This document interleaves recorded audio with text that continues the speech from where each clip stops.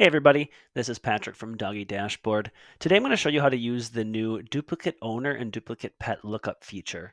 So something that probably has happened more than once perhaps is that you have had somebody call you for an appointment and you weren't sure if they were in your database or not. So you added them to your database and then you realized that you had a duplicate and then you had to go about deleting one profile and it can just kind of be a hassle.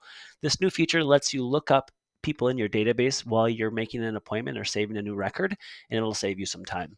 So let's say you want to create a new record on the fly while someone calls you on the phone. So someone calls named John Miller and he says, "Hey, I want to make an appointment on December 6th."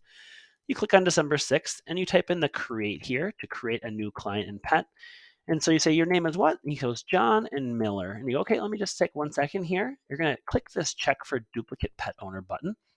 We click there and this pop-up says, "Your database contains the following owner records with a similar last name: Brett Miller, Jane Miller," there's another Jane Miller there, "Margie Miller, Maureen Miller, Phyllis Miller, and Roscoe Miller."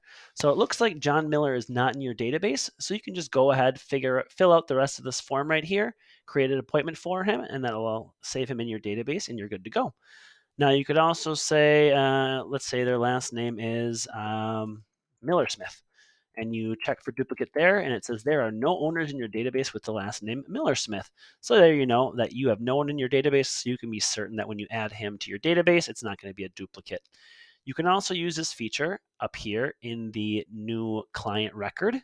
Right there, check for duplicates. So you can say we're going to add Patrick Johnson, and we're going to look for anyone with the last name Johnson. So we have Babs Johnson and Jane Johnson. So Patrick Johnson is not in our database, so we can be certain that that's going to be a good record to add.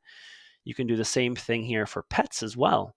Say you want to add a pet, you're not sure if you have any Lunas in your database, so you type in Luna, check for duplicates, and it says you have this many Lunas. There's Luna with Patrick Jameson as the owner, Luna with Catherine Kruger, and Luna with John Jacobs. So if those owners don't ring a bell, you can make sure you can add that new pet profile.